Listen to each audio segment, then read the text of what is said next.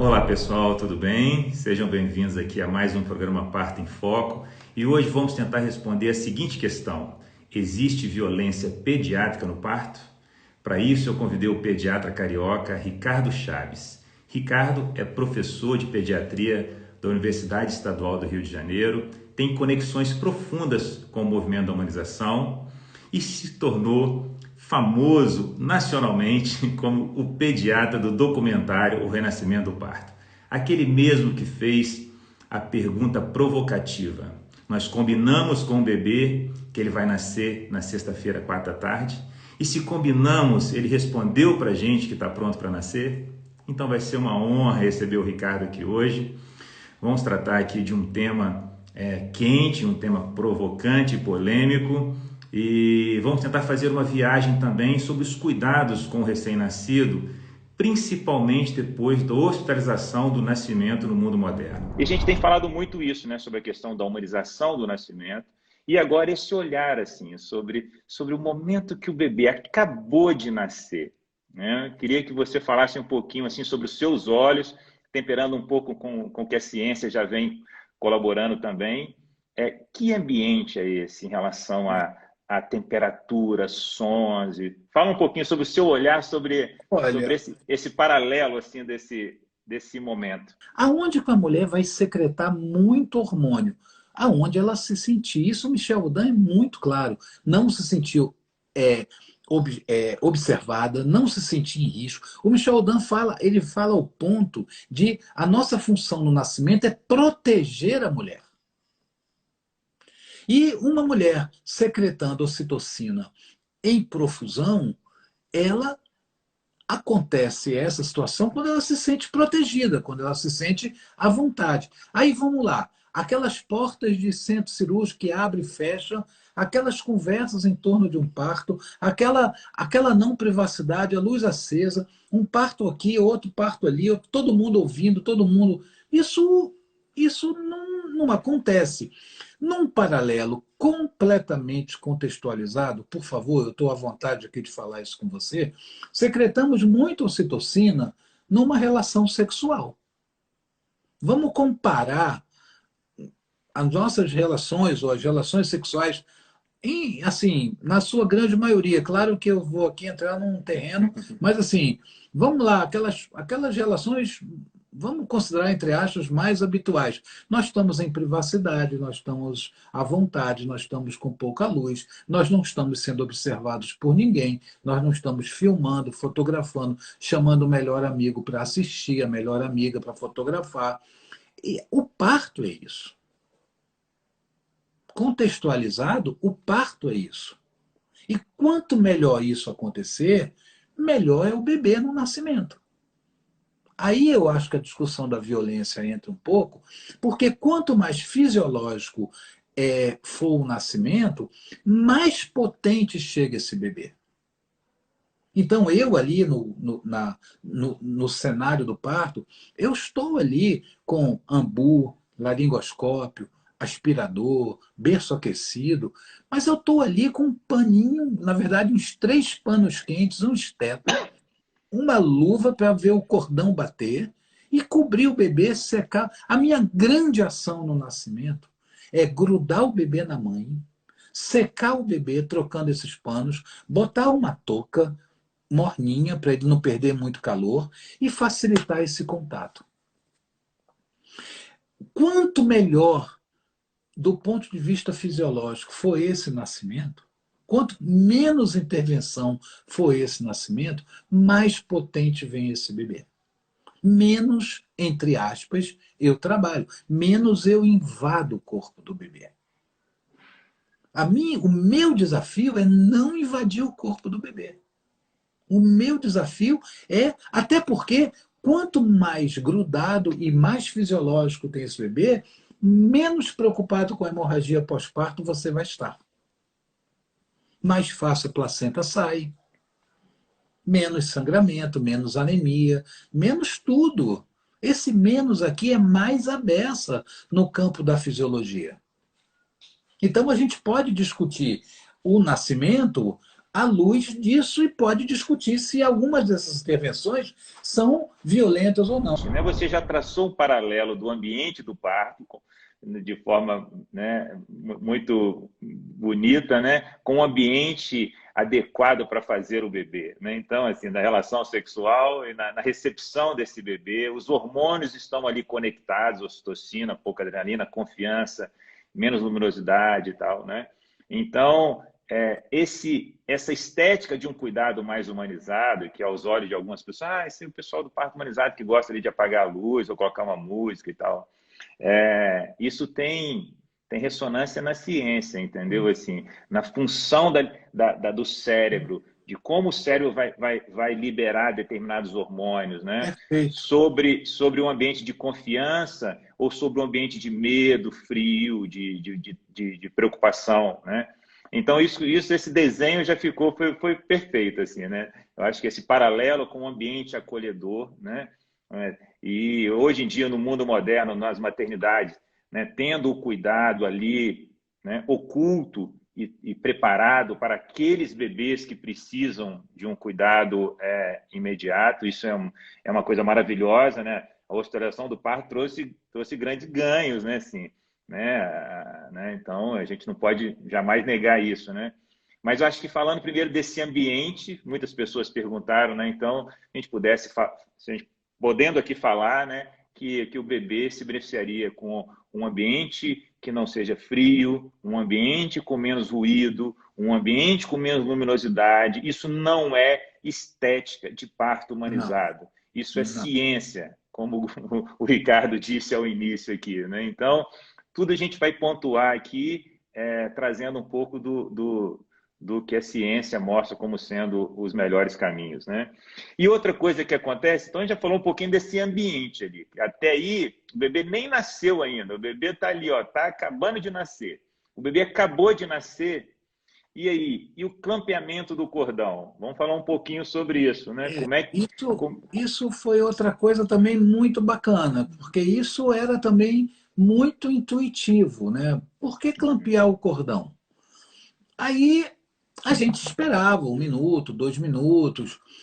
Eu tenho muito pouca, praticamente nenhuma experiência com o extremo disso, nenhuma Uhum, crítica absolutamente ao parto lótus, onde o bebê uhum, nasce, sai bebê e placenta juntos, né? Eu tenho nenhuma. Mas o clampeamento, que logo que a literatura começou a colocar tardio, a gente foi começando a mudar, inclusive, o termo. Não é tardio, é a tempo. a tempo. Oportuno, Oportuno. no momento necessário. O momento necessário é quando o cordão para de bater. Porque, assim, é muito incrível o que a natureza faz e é incrível que a gente consiga, inclusive, entender, porque a gente chega depois. Mas olha só que incrível. Se o bebê ele nasce e respira, né? Ele chora porque a melhor maneira de respirar o nascimento é chorando. Alguns bebês não choram, interessante isso, e respiram muito bem, mas a imensa maioria chora. Então, isso. Agora, ele vai se oxigenando, ele vai botando o pulmão para funcionar. Qual é o backup que ele tem de segurança? É a placenta pulsando, inclusive no prematuro. Então, eu falei que ia falar de contato pele a pele, você já falou, né? Que é uma coisa muito importante. Ou seja, o bebê nasceu colo da mãe, Olha né? só, o contato pele a pele, que é uma ação assim eminentemente humana no nascimento, ele é, então se é humana, se fosse só isso, vamos fazer. Mas assim, que as meta-análises, na verdade, revisões sistemáticas mostraram? Biblioteca Cochrane, se tem alguém nos ouvindo aqui que está no mundo da pesquisa, Biblioteca Cochrane é o suprassumo da publicação. Publicar uma revisão na Biblioteca Cochrane, você está com muito prestígio acadêmico, você está publicando uma coisa de muito impacto. Tem vários artigos na Biblioteca Cochrane falando do que acontece na vida do bebê imediatamente ao nascimento, quando ele é colocado no corpo da mãe. Então, uma questão fundamental que tem a ver com ambiência, calor. O bebê vai perder calor, mas ele não pode perder muito calor. Porque ele vem de uma bolsa de água quente, que é o líquido amniótico. Então, nós, profissionais, não podemos diminuir a temperatura da sala para o nosso conforto. Isso mostrou o artigo, leva à acidose do bebê. Porque ele vai ter que produzir energia às custas de pouca substância gordurosa que ele tem para produzir energia. O resultado disso é a acidose metabólica. Isso não é bom. Muita gente aqui, evidentemente, não é médico, mas não soa bem ouvir que seu bebê está com acidose metabólica. Então, a temperatura é fundamental para manter essa passagem. Você tem estabelecimento da respiração com muito mais segurança. Você tem, evidentemente, maior vínculo construído. Porque é importante falar do afeto, do vínculo. O bebê nascendo, não existe um amor a priori da mãe com o bebê, uma ligação. Existe muita força nessa ligação. Mas a relação mãe-bebê, o apego, é uma relação construída e que vai crescer. Dá de 10 a 0 quando ela começa no corpo da mãe. Então, estou botando o bebê. Então, eu tenho dados físicos, dados emocionais, dados químicos, eu tenho menos choro, eu tenho mais leite, eu tenho menor hemorragia perinatal, eu tenho tudo porque botou o bebê no colo da mãe. Isso é Biblioteca Cochrane. Isso não sou eu. Exatamente. Ó, é óbvio que é uma atitude humana, como você disse, é uma atitude humana, natural, instintiva. Se fecha os olhos, todos nós aqui, imaginamos há 500, 2000 anos, imagina qual que é o caminho natural de um bebê que acaba de nascer. Qual que é o caminho natural, gente? O caminho, a medicina, né, trouxe grandes avanços e grandes ganhos, mas imaginar a lógica do nascimento, o bebê nascer, e eu crio um bercinho aquecido e coloco todos os bebês no bercinho aquecido, assim, Pra poxa, quê, né? eu mudei a lógica, né? Assim, a lógica né? Olhando sem ciência, já é muito óbvio imaginar que o local mais adequado para o bebê ficar na primeira hora de vida, principalmente, é conectado com o corpo da mãe, né? Se coloca no lugar do bebê, eu falo que às vezes se coloca no lugar do indivíduo bebê. Onde você gostaria de estar? No bercinho aquecido? Se precisar, sim. Mas se eu não estiver ali nos 10%, nem no 1%, me deixa com a mamãe, por favor, né? Isso. Inclusive no parto cesáreo. Eu vejo, Exato. para quem está nos escutando aqui, uma coisa muito interessante. O bebê, ele tem que estar protegido de perder calor, coberto por um pano seco e morno, se a gente conseguir tanta coisa. Eu vejo muito bebê enrolado e no colo da mãe. Não é enrolado, é contato físico. Claro que é bom estar perto, mas você melhora muito e a ação técnica, porque a ação emocional, afetiva, psíquica, estamos combinando que está perto, mas a ação técnica melhora muito, é pele a pele, não é enroladinho, não é Perfeito, já num, perfeito. não é já num pano, Não é no charutinho, né? não é no charutinho. Até porque a gente vai falar de uma coisa aqui que tem uns 15 anos, que é a microbiota. Né? Eu estou Isso. trocando microbiota ali, eu tô colonizando o bebê naquele momento. Olha só, nós estamos discutindo reações inflamatórias da vida adolescente, adulto, jovem de um ser humano, como asma, como obesidade, como vários outros mecanismos que estão relacionados com o momento do nascimento. Olha que coisa incrível isso. E Perfeito. mediado por bactéria. Que coisa, imagina, Que coisa. bactéria. O Incrível. nosso corpo está cheio de bactérias, né, meu amigo? É isso, né? Nós não viveríamos sem elas, né? Então, falando desse estudo e do documentário, né, O Parto sob a Lente de um Microscópio, tem um fragmento do documentário, né, é uma pesquisa, gente, sobre o microbioma humano e o impacto do nascimento, por onde o bebê está passando, o fato dele passar e se e ter contato com as bactérias da vagina da mãe, ter isso impactando na saúde do indivíduo durante a vida. E lá tem um pequeno fragmento do documentário que o documentarista pergunta para o pesquisador assim, poxa, mas você está dizendo que é tão importante os bebês passarem pelas vaginas das mães, das mulheres, poxa, e o que fazer com os 30% de americano que nasce pela barriga, pela cesariana? Fez a provocação para o pesquisador, né? Sabe o que ele respondeu? Coloque imediatamente no colo da mãe, deixa ele mamar, conecta ele ali, que esse bebê tem ainda uma importância enorme desse primeiro contato, né? Então, que você falou, mesmo na cesariana, não, é principalmente na cesariana, esse não passou lá pela microbiota vaginal, então que ele tenha contato ali, que ele receba o toque da mãe, né? Então, eu achei marcante isso quando ele responde, entregue o mais rapidamente para a mãe. E eu acho que você já falou um pouquinho sobre essa aspiração rotineira do bebê, das vias aéreas, aspiração gástrica, né, e tal. Então, gente, sempre lembrando aqui, eu gosto de reforçar, sempre quando a gente conversa sobre situações que são rotinas de um cuidado, né, brasileiro, né, é sempre a gente deixar claro entre as situações onde determinadas intervenções são necessárias e a rotina absoluta fazendo em todos os bebês.